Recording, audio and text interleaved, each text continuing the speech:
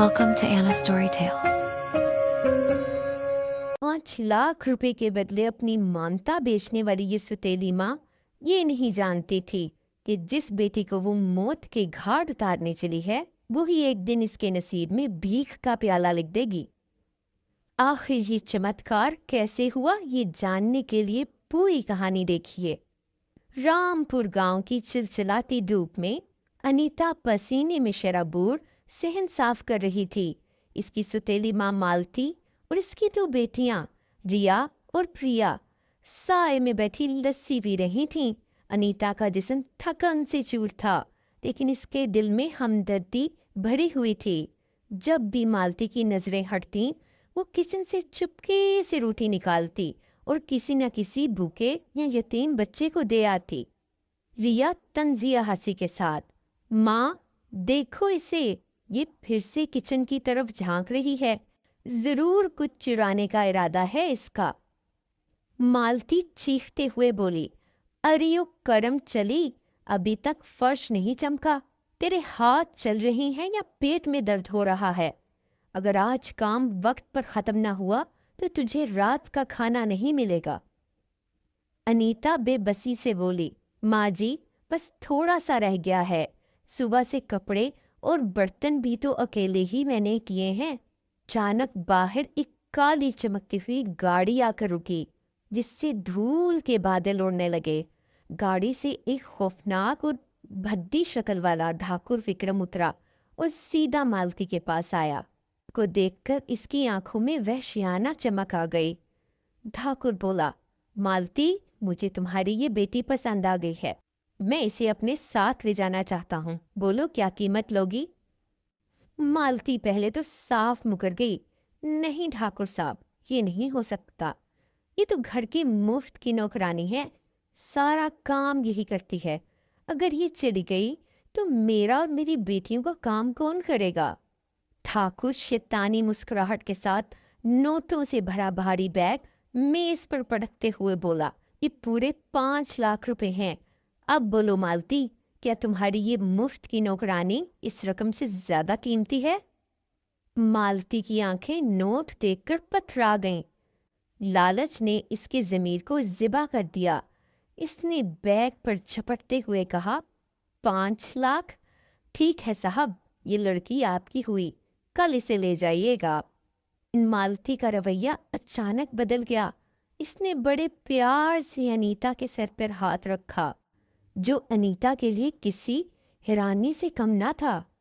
मालती बोली, अनीता बेटी, मैंने सोचा तुझ पर बहुत सख्ती करती हूँ, अब तेरी उम्र हो गई है, मैंने तेरे लिए एक बहुत बड़े घर का रिश्ता देखा है, ठाकुर साहब तेरे लिए रिश्ता लाए हैं।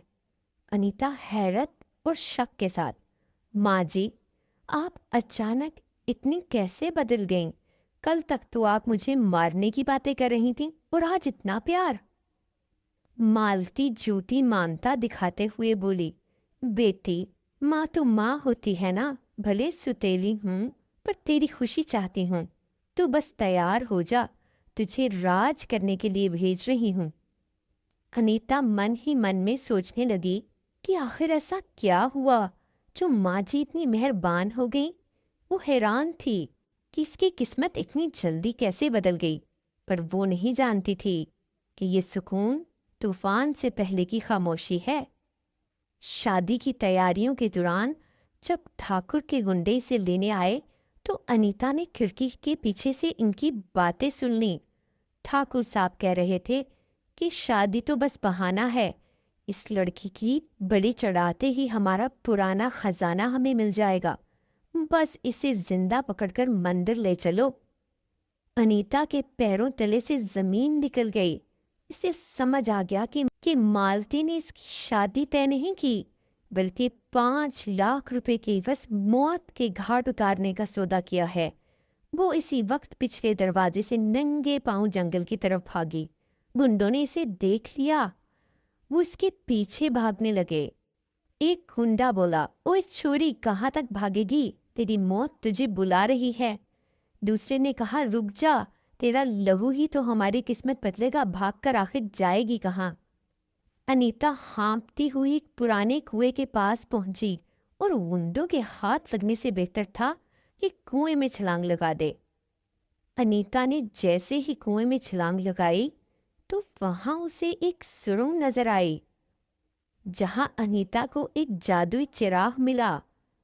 जैसे ही इसने चिराग रगड़ा, एक अजीम जिन नमूदार हुआ। जिन बोला, मांगो क्या मांगती हो। जिसने तुम्हारा सौदा किया और जो तुम्हारी जान लेना चाहते हैं, मैं इनका क्या करूं? अनीता ने कहा, इन दरिंदों से मेरी जान बचाओ जिन्होंने मेरा पीछा किया। जिन ने एक जोरदार धाड़ मारी। कुएं के बाहर खड़े दोनों गुंडे गैबी हाथों से पकड़कर जमीन पर पटक दिए गए। जिन ने इन्हें पत्थर का मुजस्मा बना दिया, जो हमेशा के लिए इबरत का निशान बन गया। उधर गांव में मालती, रिया और प्रिया खुशी से नोट गिन रही थीं। अचानक वो नोट जहरीले बिच्छू बन गए, जिन्होंने इन्हें डसना शुरू कर दिया। इनका घर अचानक आग की लपेट में आकर खंडर बन गया और वो तड़पती हुई सड़क पर आ गईं। अनीता की ख्वाहिश पर एक पुरसुकून हिस्से में खूबसूरत हवेली बना दी गई। अनीता वहाँ मलका की तरह रहती थी। वो रोजाना गांव के गरीब और यतीमों की मदद करती थी। इसने वो जादुई चिराग अब काम के लिए इस्तेमाल करना बंद कर दिया था।